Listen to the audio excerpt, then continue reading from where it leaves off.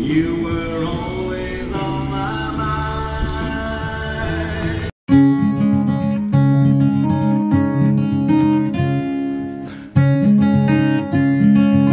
Hello friends and family, বিলেতি বিরাজের আরেকটি নতুন ব্লগে আপনাদের সকলকে ওয়েলকাম। গত রোববার আমরা ঘুরতে গিয়েছিলাম সাউথ পোর্টে। অ্যাজ ইউজুয়াল আমাদের nearest railway station Victoria station থেকে ট্রেন ধরে নিয়েছি সাউথ পোর্টে যাওয়ার জন্য। ঘড়িতে তখন বাজে 11:30। 11:25 ছিল আমাদের ট্রেনের টাইম। ম্যানচেস্টার ভিক্টোরিয়া স্টেশন থেকে সাউথ পোর্ট যেতে 1 ঘন্টা 20 মিনিট মতো সময় লাগবে। অ্যাজ ইউজুয়াল আজকে আবার ব্রেকফাস্ট করে বেরিয়ে পড়েছি ঘুরতে। আর আজকে ছিল ওয়েদারটা খুবই ভালো। আর নীল আকাশ থাকলেই বলেইছি যে ইউকেতে ঘরে থাকার কোনো মানেই দাঁড়ায় না, কারণ আবার ঠান্ডা পড়ে যাবে আর তখন অন্ধকার। তো আজকে আমরা সিটটা ভালো পাইনি, আজ ট্রেনটা যাচ্ছিল উল্টো দিকে। কিন্তু যাই হোক, জানলার পাশে বসে সিনারি দেখতে দেখতে চলেই গেলাম সাউথ পোর্টে। স্টেশনটাও ছিল খুবই ছোট, 2টো মাত্র লাইন ছিল স্টেশনে আসা যাওয়ার ট্রেনে। আর আমরা আজকে এসেছি নর্দার্ন বলে একটা ট্রেনে করে। স্টেশন থেকে বেরিয়েই এখানে পুরো মার্কেটটা ছিল, মেন মার্কেট এখানকার। প্রচুর দোকান পরপর ছিল। আর শহরটা কিন্তু অনেক পুরনো একটা শহর। আর বেসিক্যালি এটা একটা কোস্টাল এরিয়া, এখানে সমুদ্রও আছে। তো আমরা মেনলি ওই সমুদ্রটাই দেখতে যাচ্ছি। আজ আমরা আবার দুজনে নয়, আজ আমরা 4 জনে মিলে ঘুরতে যাচ্ছি। আমাদের সাথে যাচ্ছে অর্পিতা দি আর নীলার দিদাও। আগের দিনই ওদের সাথে আলাপ করিয়েছি যে ওরা আমাদের পাশের অ্যাপার্টমেন্টেই থাকে। তো আমরা 4 জনে মিলে যাচ্ছি ঘুরতে। স্টেশন থেকে বেরিয়ে মার্কেটের রাস্তার পরেই ছিল এখানে একটা চার্চ। চার্চের সামনে থেকে আমরা পেরিয়ে গেলাম। আর এইরকম টেলিফোন বুথগুলো ইউকেতে খুব ফেমাস, লন্ডনে এগুলো মেনলি দেখা যায়। আমরা হাঁটতে হাঁটতে এসে পড়েছি লন্ডন স্কোয়ারে। আর এই সামনে দেখা যাচ্ছে মেমোরিয়াল, এটা হচ্ছে সাউথ পোর্ট ওয়ার মেমোরিয়াল। এটা একটা ন্যাশনাল হেরিটেজ, এটা ন্যাশনাল হেরিটেজ লিস্ট ফর ইংল্যান্ডে মেনশন করা আছে। আর এটাও একটা গ্রেড 2 লিস্টেড বিল্ডিং। আগের ব্লগে আমি বলেছি গ্রেড 2 লিস্টেড বিল্ডিং বা চার্চ, সেগুলো খুব স্পেশাল এখানে, যেগুলো অনেক হিস্টোরিক্যাল আর্কিওলজিক্যাল ভ্যালু আছে। তো তার মধ্যে এই ন্যাশনাল ওয়ার মিউজিয়ামটাও আছে। তো এখানে আমরা যাইনি, জাস্ট বাইরে থেকে আমরা চলে গেলাম। আর সাউথ পোর্টে এই আইসক্রিম পার্লারগুলো খুবই ফেমাস। আমার এত অ্যাট্রাকটিভ লেগেছে এই আইসক্রিম পার্লারগুলো। খুব বড় বড় আইসক্রিম পার্লার এখানে আছে। রাস্তার উপরে প্রচুর দোকান রয়েছে। আমি নর্মালি খুব একটা শহরের মধ্যে দেখিনি এরকম দোকান থাকতে, কিন্তু সাউথ পোর্টে এসে দেখলাম এই স্ট্রিট সাইড শপগুলো অনেক রয়েছে। এখানে নানা রকমের জিনিস পাওয়া যাচ্ছে, হকার্সরা যেমন বিক্রি করে সেরকম। এসে আমরা দেখলাম কুইন ভিক্টোরিয়ার বিশাল বড় একটা স্ট্যাচু। আর এটা 1901-এ যখন উনি মারা গিয়েছিলেন তার 2 বছর পরে তৈরি করা হয়। এখান থেকে খুব কাছেই সি সাইডটায় চলে এসেছি। আর এই প্রমেনাডের এখানে প্রচুর দোকান আর প্রচুর লোকের ভিড় আছে, কারণ আজকে একটা ছুটির দিন। আর এখানে অনেক রকম রাইডসও আছে। সাউথ পোর্টের এটা একটা বিশেষ আকর্ষণ বলা যেতে পারে, এই ক্যারোসেলটা। যেমন সেই নিকো পার্কে আমরা দেখে এসেছি সেরকম প্রচুর বাচ্চারা এখানে ride চড়ছিল।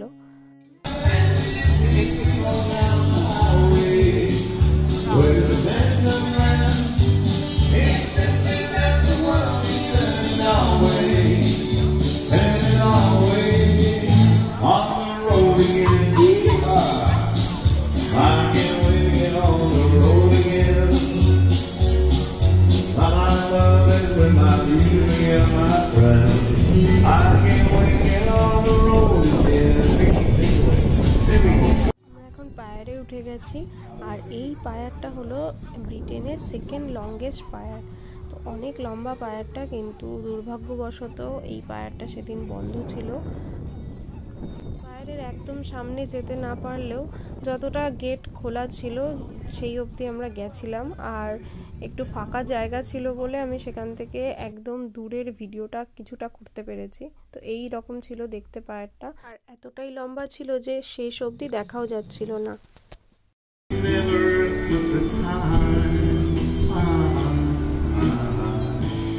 You were always on my mind. You were always on my mind. You were always on my mind. You were always on my mind. নিচে অনেক রেস্টুরেন্ট ছিল আর যেখানে লাইভ মিউজিক হচ্ছিল, তো বেশ ভালো লাগছিল। এখানে কিছুক্ষণ দাঁড়িয়ে আমরা ফটোশ্যুট করলাম, তারপরে ভিডিও তুললাম। আর প্রচুর এখানে সিগাল দেখা যাচ্ছিল, কারণ আশেপাশে রেস্টুরেন্ট রয়েছে, লোকজন খাবার খাচ্ছে, তো সেই জন্য এখানে সিগালের উৎপাতও বেশি। এখান থেকে আমরা ভাবলাম যে একটু আইসক্রিম খাওয়া যাক, কারণ এখানে দেখছি প্রচুর আইসক্রিম শপ, আর এখানে আইসক্রিমের শপগুলো খুব ইন্টারেস্টিং আর অ্যাট্রাকটিভও। তো প্রচুর রকম ফ্লেভারও এখানে দেখলাম আইসক্রিমের আছে। তো আমরা ভাবলাম যে একটুখানি আইসক্রিম খেয়ে নিই, তারপরে না হয় সি সাইডে যাওয়া যাবে, কারণ সি সাইডে একবার চলে গেলে অনেকটা আবার হেঁটে আসতে হবে। তাই আমরা আইসক্রিম পার্লারের এখানে দাঁড়ালাম। এখানে টাব অথবা কোন দুরকমভাবেই আইসক্রিম নেওয়া যেতে পারে, তো আমরা সবাই কোনেই নিলাম। আইসক্রিমটা অনেকটা দিয়েছিল আর বেশ টেস্টিও ছিল আইসক্রিমটা। ইউকেতে না আইসক্রিমগুলোর স্বাদটা অন্যরকম, আমাদের ওখানের মতো অতটা মিষ্টিও আইসক্রিম হয় না, কিন্তু আইসক্রিমটা খুবই টেস্টি ছিল। তো আমরা এখান থেকে আইসক্রিম খেতে খেতে চলে গেলাম লেক সাইডে। এখানে একটা লেক আছে প্রথমে, আর লেকের ওই উল্টো দিকে রয়েছে একটা অ্যামিউজমেন্ট পার্ক। এই লেকে আবার motor boat, jet boat, cruise সবই আছে, এগুলোতে আবার রাইডও করা যায়। তো অনেকে আবার সেসব রাইডও করছে। তো আমরা জাস্ট দেখলাম, আর দেখতে এদিকেও একটা পার্ক আছে, আবার ওদিকেও আর একটা অ্যামিউজমেন্ট পার্ক আছে। আর লেকে ছিল প্রচুর পাখি, তো সেই সব ভিউ দেখতে দেখতে আমরা এগিয়ে যাচ্ছি সমুদ্রের দিকে। আর এই লেকের জলের কালারটা ছিল অদ্ভুত রকম সুন্দর, ক্যামেরায় হয়তো অতটা ভালো ওঠেনি, কিন্তু সামনে থেকে একদম হালকা সবজে নীল কালারের জল ছিল। আর এখানে ছিল প্রচুর রকমের পাখি।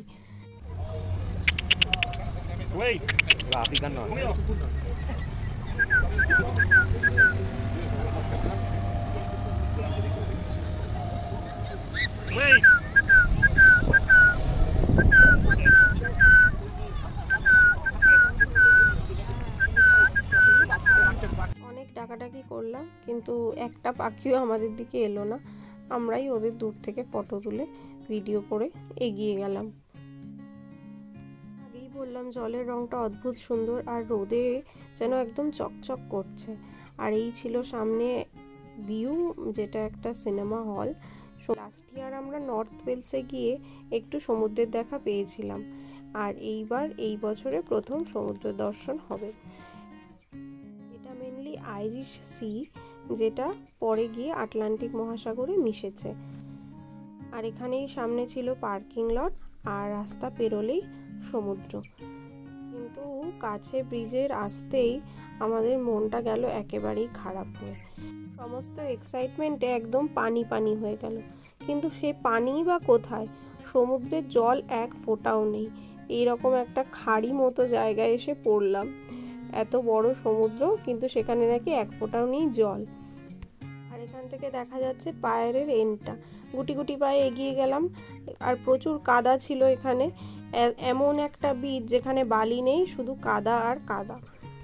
যাই হোক, যেটুকু জল পেয়েছে সেই অল্প জলেই পা ভিজিয়ে আমরা ভাবতে লাগলাম যে এরপর আমরা কি করব, কারণ এইটুকু সমুদ্র দেখার জন্য এত কষ্ট করে তো এসে আমরা দিনটা নষ্ট করতে পারি না। তাই এরপরে আমরা কি করব সেটাই ভাবছিলাম, কারণ এখন বাজে সবে 2টো, আর আমাদের ট্রেন ছিল রাত 8:30টায়। তো 8:30 অবধি তো এখানে ফালতু বসে থেকে কোনো লাভই নেই। আর গরমও পড়েছে যে বিচে বসে থাকবো বা সেরকম কোনো ভিউ দেখার মতো কিছু নেই। তাই এই ভাবতে ভাবতে ঠিক হলো যে আমরা অন্য আরেকটা বিচে যাব। কাছাকাছি আছে এইন্সডেল বলে আরেকটা বিচ, যেটা বাসে অথবা উবেরেও চলে যাওয়া যায়। এইন্সডেল বিচে যাওয়ার আগে আমরা ভাবলাম যে আমরা এখান থেকে কিছু একটা লাঞ্চ করে নিই, কারণ ওই বিচে গিয়ে কতটা কি পাবো আমরা বুঝতে পারছিলাম না। তো সেই জন্য আমরা এখন সমুদ্রের ওপার থেকে এইদিকে চলে এসেছি, যে মেরিন ওয়ে বিচটা দেখা যাচ্ছিল মেরিন লেকের পায়ের উপর থেকে, সেই ব্রিজটার উপর থেকে আমরা এগিয়ে গেলাম। ব্রিজের উপর দাঁড়িয়ে আমরা একটা স্পিড বোট দেখার জন্য অপেক্ষা করছি। অনেক দূর থেকে স্পিড বোটটা আসছিল। তো এসব সিন দেখে অনেক বড় লেকটা সেটাও এদিক থেকে বোঝা যাচ্ছে। সেটা দেখে আমরা এগিয়ে যাচ্ছি খাবারের ভালো রেস্টুরেন্ট খুঁজতে। আজ আমরা ঠিক করলাম ইউকের national dish fish and chips খাবো, কারণ সমুদ্রের পাড়ে এখানে ভালো ফ্রেশ মাছ পাওয়া যাবে বলে মনে হলো। আমরা প্রথমেই খুঁজছিলাম যে কোথায় ভালো সিট পাওয়া যায়। তো আমরা বাইরেই আজকে বসলাম একদম ছাতার নিচে। এই ছিল আমাদের ফিশ অ্যান্ড চিপস। লাঞ্চ করে চলে গেলাম একটু কেনাকাটা করতে দোকানে।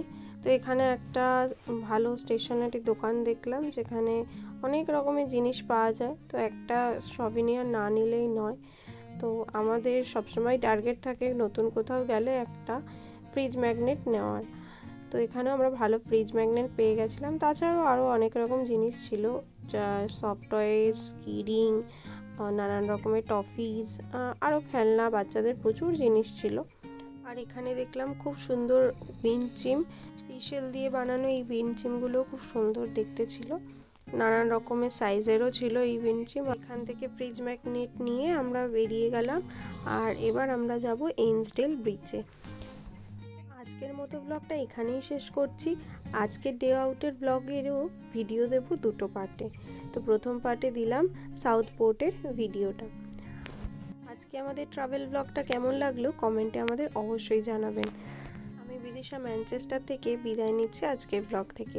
দেখা হবে খুব শিগগিরই পরের একটি ব্লগে। টিল দেন আপনারা সুস্থ থাকবেন, ভালো থাকবেন, সাবধানে থাকবেন। রেতি বিরাজ পেজের নতুন ভিউয়ারদের পেজটি লাইক করার অনুরোধ রইল। Thanks for watching. Bye bye.